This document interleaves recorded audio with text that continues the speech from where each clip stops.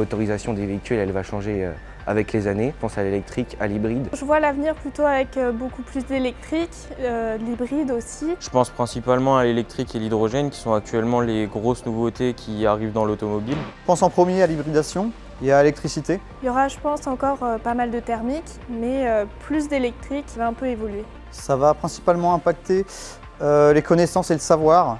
On ne va plus être centré entre guillemets sur la mécanique, mais principalement sur l'électricité. Ça va aussi changer notre métier, c'est sûr.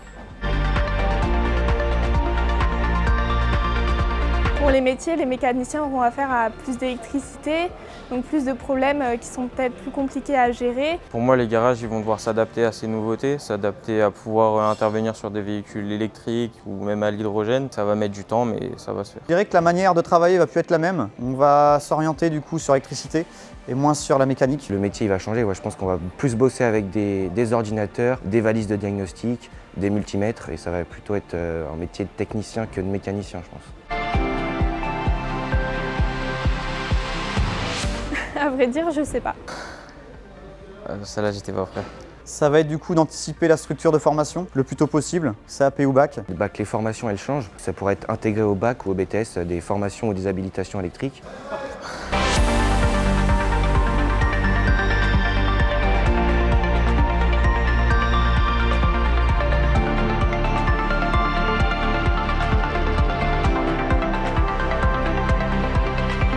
Fin octobre, Bruxelles a entériné définitivement le fait que les moteurs thermiques essence et diesel sortent du marché européen dès 2035. L'ensemble des constructeurs s'est tourné vers l'électrique, donc c'est une vraie révolution pour eux et c'en est une qui viendra la nôtre, donc la branche aval de l'automobile, notamment donc tout ce qui est distribution. L'ANFA y contribuera donc par les travaux de l'Observatoire de façon à faire de la prospective sur l'évolution de nos métiers.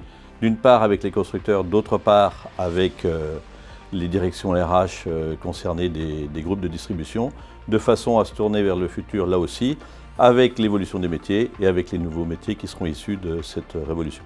Si la NFA a toujours anticipé les évolutions de nos métiers, cette fois-ci, l'enjeu engendré par l'électrification lance un défi inédit pour la branche. L'accompagnement des salariés vers de nouveaux métiers doit être anticipé dès maintenant, à la fois pour disposer des connaissances et des compétences nécessaires dans 15 ans, mais aussi pour rassurer les jeunes qui hésitent à rentrer dans nos métiers, faute de perspectives de carrière. C'est par le dialogue social dans la branche que nous pourrons accompagner ce changement sur des diagnostics partagés comme nous l'avons toujours fait. La NFA, la filière aval, devront prendre toute leur place dans cette nouvelle mobilité qui impactera l'ensemble de nos métiers. L'avenir n'est pas tout tracé, c'est à nous de l'inventer. La NFA, depuis sa création en 1952, a toujours eu dans son ADN d'accompagner les acteurs face aux évolutions qui impactent les métiers, les compétences et les formations de notre secteur.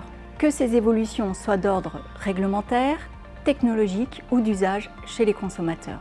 Nous progressons grâce aux expérimentations que nous conduisons avec nos partenaires, les pouvoirs publics, l'offre de formation, l'opcomobilité et les entreprises, tant sur les innovations technologiques comme la maintenance des véhicules électriques ou le recyclage des batteries, également sur les innovations pédagogiques avec les centres de formation d'apprentis, que ce soit sur l'apport de l'intelligence artificielle ou encore la réalité virtuelle ou augmentée.